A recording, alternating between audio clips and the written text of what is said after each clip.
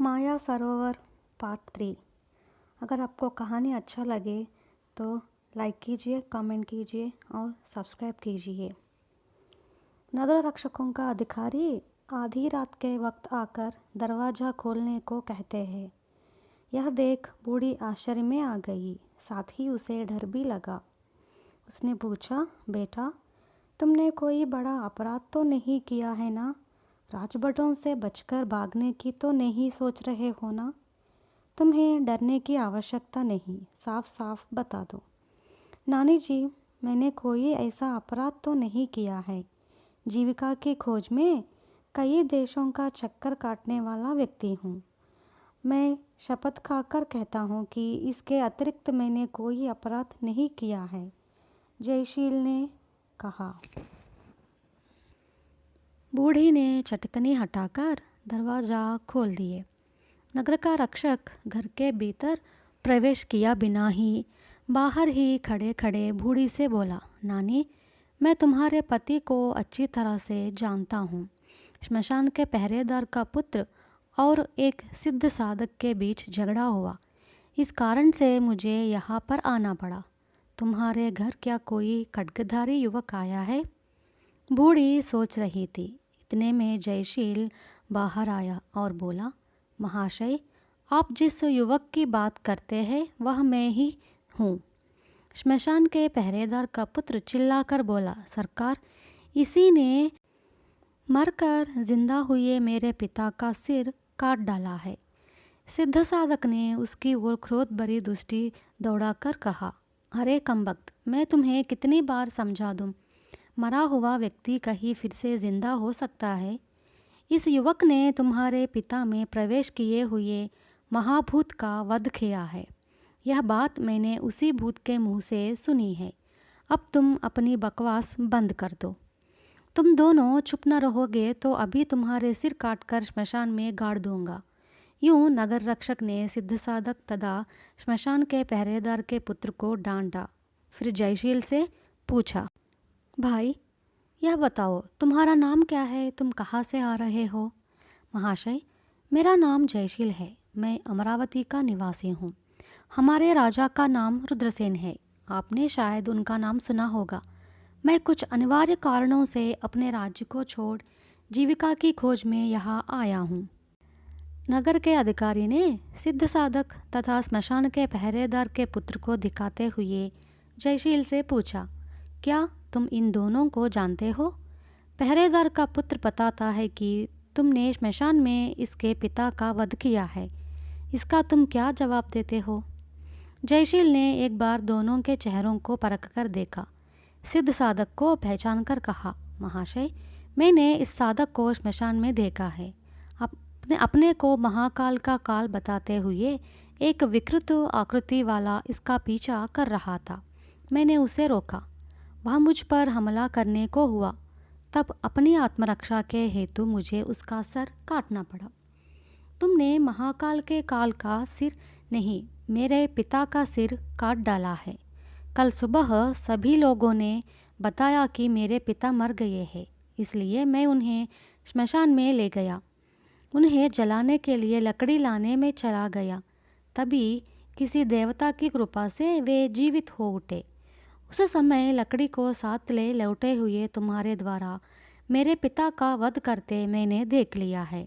श्मशान के पहरेदार के पुत्र ने क्रोध में आकर कहा, अबे मुझे यह नहीं मालूम था कि वह लाश किसकी है। मैंने अपने मंत्र के बल पर उस लाश में काल का आवाहन किया, तभी लाश में प्राण आ गए। मैं काल के प्रभाव से डरकर भाग रहा था। तब इस वीर युवक ने आकर काल का सिर काट करके मेरी रक्षा की। सिद्ध साधक ने असली बात स्पष्ट कर दी। नगर का रक्षक ने कहा, मुझे संदेह हो रहा है कि इसमें कोई गुप्त बात है। महामंत्री इस पहेली को सुलझाएंगे। तुम लोग मेरे साथ चलो। यूँ कहते दूर पर एक पेड़ से बंधे घोड़े की ओर वह चला पड़ा। जयशील ने बूढ़ी से कहा, नानी, तुमने सारी बातें सुन ली। मैं निर्दोष हूँ। महामंत्री या महाराजा यह बात आसानी से समझ लेंगे। मैं कोई नौकरी प्राप्त करके फिर तुमसे मिलूँगा। बेटा, तुम्हारा शुभ हो। इन शब्दों के साथ बूढ़ी ने हाथ उठाकर जयशील को आशीर्वाद दिया। आगे आगे घोड़े पर नगर रक्षक तथा पीछे पैदल जयशील, सिद्ध साधक तथा पहरेदार के पुत्र ने नगर में प्रवेश किया। तब तक सूर्योदय हो चुका था। नगर रक्षक तथा उसके पीछे चलने वालों में बाल बिखरे काले वस्त्र धारण किए साधक को देख लोग विस्मय में आ गए। कुछ लोग वास्तविक समाचार जानने के लिए श्मशान के पहरेदार के पुत्र के पास पहुंचे। वह चिल्ला चिल्ला कर कहने लगा, इस खड्गधारी युवक ने मृत होकर जिंदा हुए मेरे पिता को मार डाला है। काले वस्त्र वाला वह कमबख्त हत्यारे का समर्थन कर रहा है। राजा तो मेरे ही हाथों द्वारा इन दोनों के सिर कटवा देंगे। नगर रक्षक जब राजमहल तक पहुंचा, तभी महामंत्री राजमहल में प्रवेश करने जा रहा था। अधिकारी के साथ कुछ व्यक्तियों को देख मंत्री ने सारा समाचार बांप लिया। अधिकारी ने भी मंत्री को सारा वृत्तांत सुनाया।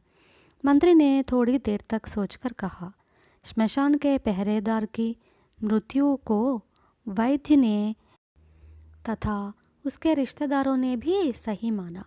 ऐसे व्यक्ति का जिंदा रहना असंभव है, पर सिद्ध साधक के कथानुसार उसके शरीर में किसी महाकाल का प्रवेश हुआ होगा। चाहे जो हो, उसमें प्राण आ गए और वह चलता भी जा रहा था ना। ऐसे व्यक्ति का इस युवक ने वध कर डाला। यह तो हत्या ही है। लेकिन यूं शब्द कहते रुक गया। मौका पाकर जयशील ने कहा, महामंत्री, मैं और बातें तो नहीं जानता, मगर मैंने आत्मरक्षा के हेतु तलवार जरूर चलाई है। आत्मरक्षा के प्रयत्न में प्रत्यर्थी का वध करना अपराध नहीं माना जाता है ना। हाँ हाँ, यह भी सही है, मंत्री ने गहरा निश्वास लेते हुए कहा। इतने में सिद्ध साधक ने आगे बढ़कर मंत्री को प्रणाम किया और कहा, जयशील नामक यह युवक महासत्वों की श्रेणी का है।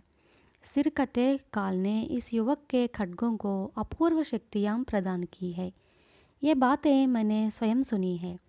इस युवक के द्वारा महाराजा का हित होने की संभावनाएं हैं। मंत्री ने खींचकर कहा, क्या तुम्हारी बातों का यह मतलब है कि अपने पुत्र और पुत्री को खोकर चिंता में घुलने वाले राजा इस युवक की तलवार की मदद से राज्य का विस्तार करने के लिए भेज दे? महामंत्री जी, मेरा सुझाव यह नहीं है। राजा अपने पुत्र तथा पुत्री को खोज लाने के लिए इस युवक को भेज सकते हैं। इस कार्य में जयशील अवश्य सफल होगा। इसमें कोई संदेह नहीं कि इस युवक को महाकाल के आशीर्वाद तथा सहायता प्राप्त होगी, सिद्ध साधक ने कहा। ये बातें सुनने पर मंत्री को लगा कि जयशील को राजा के पुत्र तथा पुत्री की खोज में भेजना उचित ही होगा। यूँ सोचकर मंत्री ने उन्हें वहीं पर ठहर जाने को कहा और वह राजा के दर्शन करने गया। उस वक्त सेनापति का पुत्र मंगलवर्मा राजा से वार्तालाप कर रहा था। मंत्री को देखते ही राजा ने सादर हाथ हिलाकर कहा, महामंत्री, मंगलवर्मा युवराज तथा युवरानी की खोज करने की अनुमति मांग रहा है। तुम्हारी क्या सलाह है? मंत्री ने पल भर सोचकर कहा, महाराज, इस कार्य के लिए अत्यंत साहस के साथ अपूर्व शक्तियाँ भी रखने वाला जयशील नामक एक युवक हमें मिल गया है।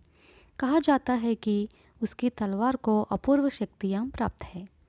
राजा कनकाक्ष किन्हीं विचारों में डूब गया। मंगलवर्मा को महामंत्री पर बड़ा क्रोध आया।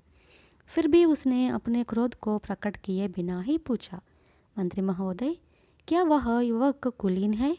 आप जानते हैं कि महाराज ने युवराज तथा युवरानी को खोजकर लाने वाले को आधा राज्य सौंपने की घोषणा की है। क्या वह इसके योग्य होगा? यह बेतुकी सवाल पर मंत्री खींचकर बोला, हम नहीं जानते कि युवराज तथा युवरानी का अपहरण करने वाले लोग मानव है, दानव है या देवता है। ऐसी हालत में उन्हें खोज कर लाने वाला कैसा शक्तिशाली होगा? ऐसा व्यक्ति आधा राज्य पाने के योग्य क्यों नहीं होगा? एक बार मेरे हाथ वह तलवार दिला दीजिए, मैं उसकी परीक्षा लेना चाहता हूँ, मंगल वर्मा ने कहा। मैं समझता हूँ कि वह युवक इस कार्य में कोई आपत्ति ना उठाएगा, मंत्री ने जवाब दिया। राजा कनकाक्ष कुछ ही क्षणों में सारी बातें समझ ली और मंत्री से कहा, महामंत्री, किसी अज्ञात व्यक्ति को युवराज तथा युवरानी की खोज करने के लिए क्यों भेजा जाए? उस युवक की तलवार की जांच करने के लिए मंगल वर्मा को दिलवा दो। यदि वह तलवार अपूर्व शक्तियाँ रखने वाली हो तो उस युवक को बहुत बड़ा पुरस्कार देकर हमारे दरबार में अच्छी नौकरी देंगे। महाराज, तब उसकी कैसी परीक्षा लें, इसका निर्णय भी तो होना चाहिए, महामंत्री ने पूछा। हमारे मृगशाला के अधिकारी से कहकर कटघरे में स्थित 2 भागों को मंगवा दो। मंगल वर्मा अमोघ शक्तियाँ रखने वाली तलवार लेकर उन भागों का सामना करेगा, राजा ने कहा। मंत्री के कहने पर जयशील ने बड़ी प्रसन्नतापूर्वक अपनी तलवार मंगल वर्मा के हाथ दे दी। कुछ ही क्षण में बाघों वाले कटघरे मंगवाए गए। चारों तरफ 10 फुट ऊंचाई 4 दीवारी के भीतर वे कटघरे रखवाए गए। मंगल वर्मा हाथ में तलवार लेकर भीतर पहुंचा। तब उसके द्वार बंद किए गए। राजा, मंत्री, जयशील इत्यादि 4 दीवारी के निकट के महल पर खड़े हो भीतर देखने लगे। मृगशाल के अधिकारी ने मंगल वर्मा को सचेत कर ऊपर से कटघरे के द्वार उठाए और वह भी 4 दीवार के ऊपर चला गया। दोनों भाग भयंकर रूप से गर्जन कर मंगल वर्मा की ओर बढ़ने लगे। कहानी और है। और अच्छी कहानियाँ सुनने के लिए मेरे चैनल को सब्सक्राइब कीजिए।